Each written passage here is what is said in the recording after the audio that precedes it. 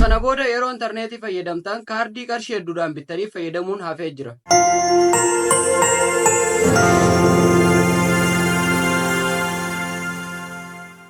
Akkam jirtu hordoftoota daawwattoota sabaaf ta'e qarraan sana intarneetii bilisaa ajaa'ibaa akka duriin kan adda katee isiniif qabadee dhufeen jira. Intarneetii bilisaa keenya kaarraa akka duranitti daataan irra mumuraa daataan hin dalaguu nam tokkoof malee hin dalaguu osoo hin taane qarshii 10 qofaan unlimited 24 appilikeeshinii sooshaal miidiyaa kamiyyuu nuuf hojjetu qarshii 10 qofaan paakeejii irratti bitannee haala kamiin nuuf hojjetaa haala kamiin irraa fayyadamuu dandeenya akka isiniif qabadee dhufeen jira. Isin wanni isin irraa eegamu chaanaala kana subscribe gochuudhaan viidiyoo tura akka namoota hedduu bira geessuuf like share hiriyoota keessanii gochuu hin dagatinaa jecha hanga dhuma viidiyoon nafaana turaan afeerraa. Okay, dura bilbila keessan irratti qarshii 10 guuttachuu qabdu. San booda paakeejii namni isinitti agarsiisu kana bitachuu qabdu jechuudha. Appilikeeshiniin kun Safaarikoomis ta'e Itiyoo Telekoom isiniif dalagaa isinimmoo paakeejii namni isinitti agarsiisu kana bitannaan namni Itiyoo Telekoomiin isinitti agarsiisu jira. Urjii 99 goonee keessan seenaa.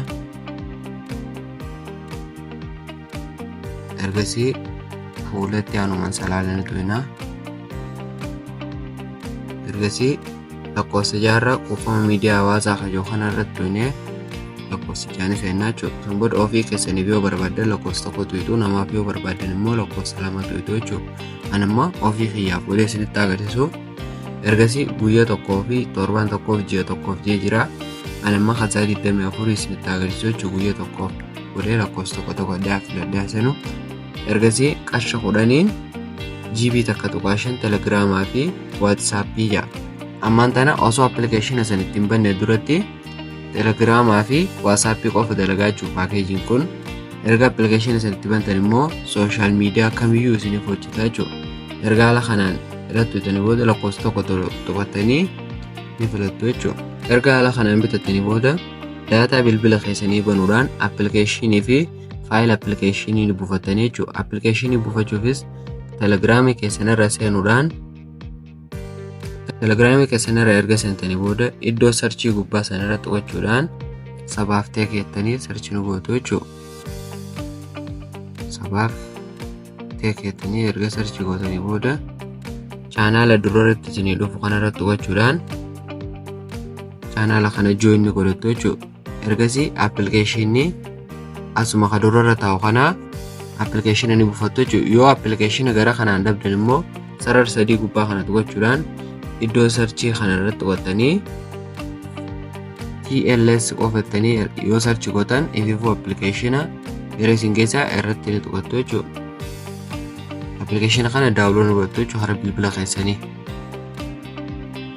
Erga appilikeeshina haala kanaan daawunloodii godhattanii gara bilbila keessanii install godhattan booda faayila isaa xiqqishoo isaa gaxoofuudhaan faayila itti godhattu jechuudha. Telegiraama keessaa faayila isaa xiqqishoo gaxoofuudhaan erga haala kanaan xiqqishoo looftan booda Agoost 20 poosatee TLS telegiraam paakeejii kajoo kana irratti tuqattanii gara appilikeeshina keessan san oguutu akka ganni tu'itu jechuudha. Erga haala kanaan isinii fide booda footoma appilikeeshina keessanii oguutu akka gattu'itu jechuudha.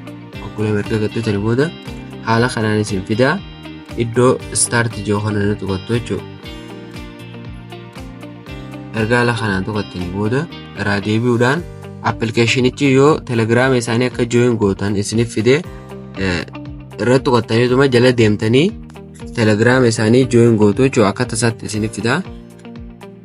San booda ammaan tana paakeejii taraa duraa paakeejiin keenya telegiraamaa fi waatsaappii malee hin dalagu ture. Telegiraamaa aayidrooppiiwwan adda addaa kataaptaaf godhaa jiran kana hin dalagu jechuudha. Namoonni haasoo qofa yoo ta'e malee amma akkuma argaa jirtan waa hunda ni dalagaa jechuudha. Erga appilikeeshina kanatti banattanii booda waa hunda ni dalagaa 24 irraa fayyadamuu ni dandeessu jechuudha. Ammas guyyaan akka amma paakeejii bitattanii kan hoggaa ga'e yeroo isin duraa dhume paakeejii qofa irra bitachuudhaan appilikeeshinuma kana qofa connect godhattu jechuudha.